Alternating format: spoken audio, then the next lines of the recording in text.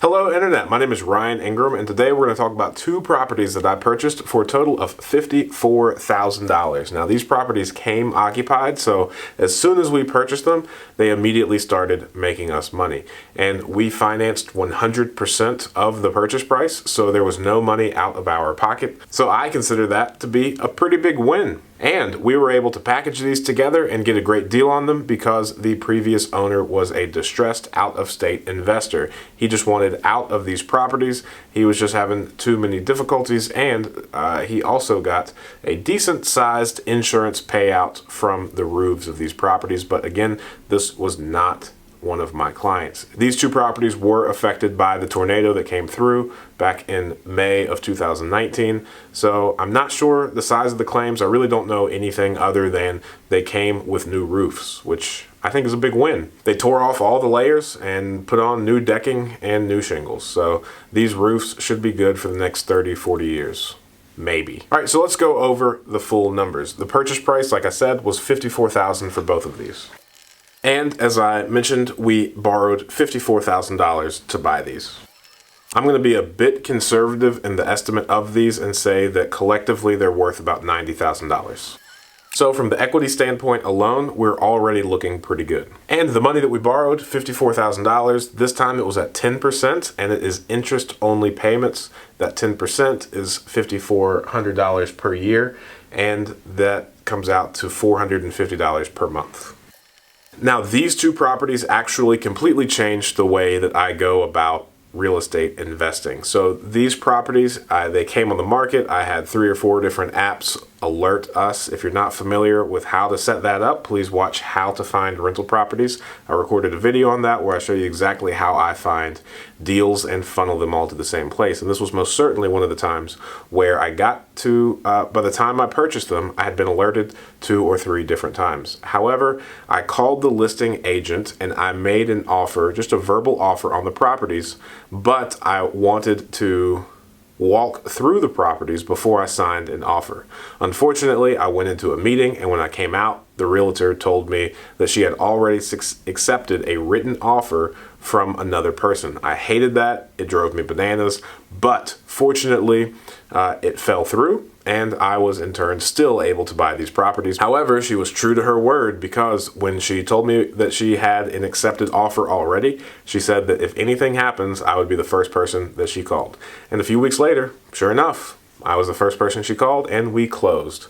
So from then on out, I have been putting properties under contract, contingent only on me walking through the property. And that gives me an out if I find something that is just completely unacceptable inside the property, or that also gives me the ability to negotiate if there are some deferred maintenance or some sort of items that need to be addressed in order for me to be comfortable at that purchase price. And that takes the property off the market so that I do not have to worry about losing a deal from the time that we are able to orchestrate or set up a showing with the tenants, because most occupied properties, you need to give the tenants at least a 24-hour notice.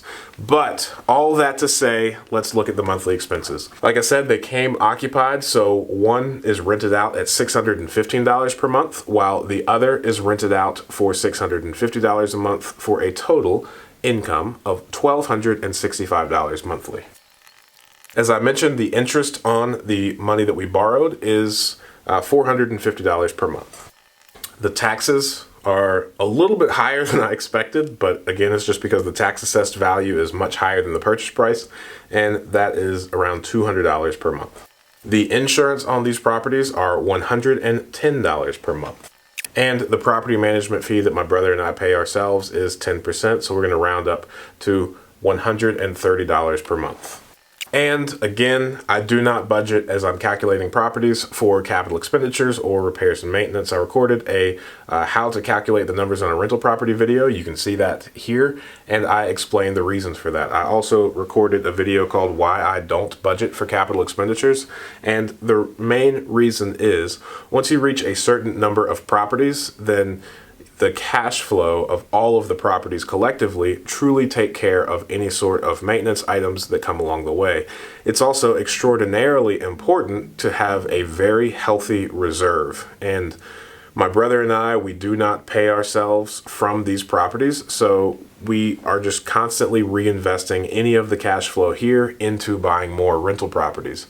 However, as you can see in this capital expenditure worksheet that I have linked in the description, that even if you are putting 10% for capital expenditures, 10% for repairs, maintenance, and 4% for vacancy into your calculations, I still think that number is way too short of what you should be saving. And in this worksheet, I try to prove that by putting all of the items that make up a home, the average lifespan, and how much the average cost is, and turning that into like a monthly amount that you should be setting aside. And if you think that the 25% budgeting for unexpected items is a conservative way to budget properties, I would argue and I would say that the reserve or the cash you have on hand is way more important than what you budget here. So if you have a healthy reserve and a healthy cash flow, then the need for budgeting for these things individually kind of goes away. But I don't want to send the wrong signals and make you feel like you're going to be entitled to taking this money out of the property each month if you don't have a reserve or any other way to handle capital expenditures or repairs and maintenance. Sidebar to say, all of these expenses come out to be $890. So if you drop down the income and do the income minus expenses, then you are left with a cash flow of $375 per month.